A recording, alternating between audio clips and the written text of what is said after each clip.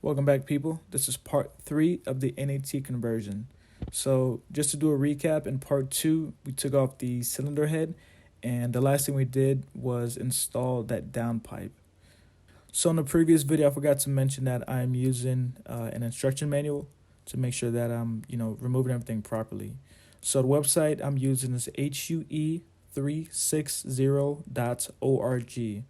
So the best way to find it is go ahead and Google 2JZ engine removal, and it should be like the second or the first Google search that you find. And as mentioned before, I'm not a professional, okay? There will be a lot of details that I won't show or explain on my videos, so make sure that you look at the manual before you start working on your car.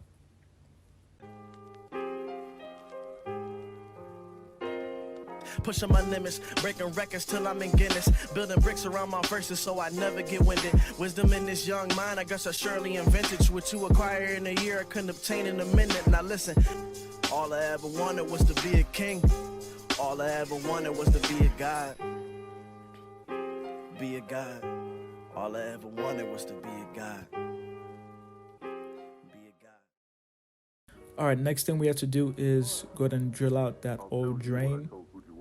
So the recommended way is to remove the engine from the car, drop the oil pan, and then drill it out. Because doing it this way, you run a risk of having metal shavings in your oil pan. And the last thing you want to do is have that metal shavings cycle through your block, causing serious damage. Okay, so I felt comfortable doing this, so I'm going to take that risk. I use a 1/4 inch tap with coarse threading. So after tapping those two bolts in, I tried fitting what I thought was the oil return flange, but it was actually the oil feed flange. So I contacted CX Racing, and they went ahead and mailed me the correct flange I needed. To ensure that metal shavings do not get into my oil pan, I'm going to be using my my house vacuum. And I get it, it's not the right way to do it, but it's the way I'm going to do it. Working on a tight space, I had to buy an angle drill, which is that yellow thing you see right there from Home Depot, and I bought a 1/2 inch drill bit. So unfortunately, my camera died, so I didn't record myself vacuuming and cleaning out the oil return section of the oil pan. All right, moving on. So I'm gonna go ahead and ensure that there are no shavings in the oil pan. So what I'm gonna do, I have some old oil from my last oil change that I never got rid of, and I'm gonna cycle it through the oil pan to make sure that there's no, fine particles or no metal shavings in there.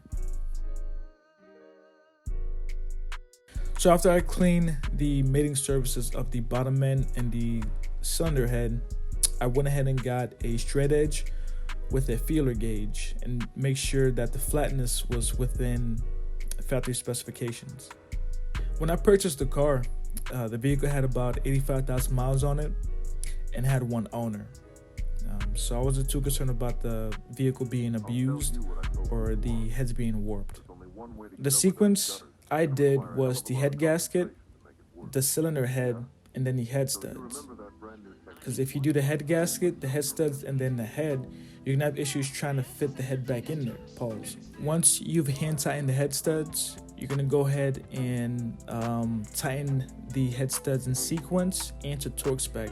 I'm gonna go over the sequence and the torque spec. Make sure you again look at the manual. After ensuring that the head studs were torqued to spec, I ensured that the engine was top dead center. I did this by inserting a 6-inch extension into the spark plug hole and ensuring that the piston number 1 was at top dead center.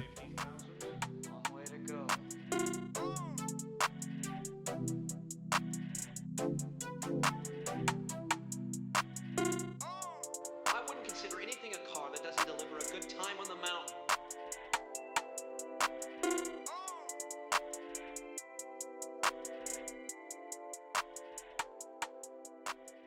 When you're installing the cam caps, make sure that you refer to the manual because there's a certain order that you have to install them in.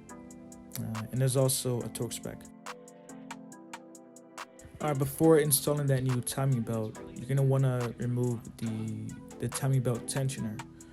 You're gonna need to compress that little piston, and once you do, you're gonna have to put like a pin in that hole to keep it in place.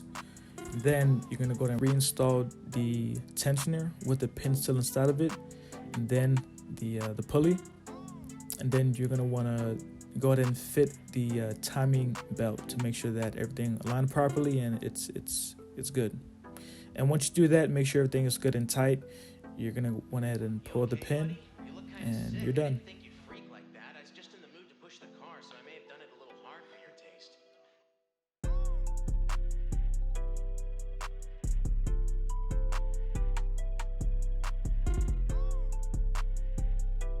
Or at this point, I'm making sure that everything lines up correctly.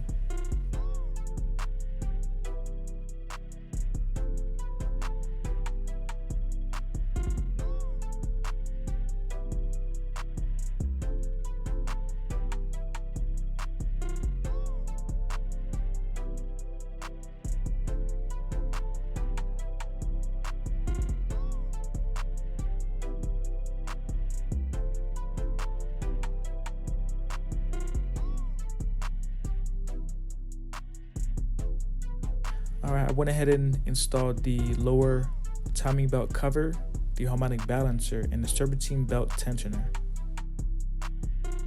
I'm doing one final check to make sure everything is aligned correctly. That'll wrap up part 3 of the NAT conversion. Now, in part 4, I was having issues trying to install the CX Racing turbo manifold. What was happening was one of the runner tubes was hitting, I believe, the strut tower and the steering column. All right, so in part 4, I'm going to cover what I did to fix this issue. So once again, guys, thank you for watching. Make sure you stay tuned because part 4 is going to be very important for any of you guys thinking about purchasing a CX Racing turbo kit, especially if you have a right-hand drive Supra. So again, make sure you subscribe, like, and stay tuned for part 4.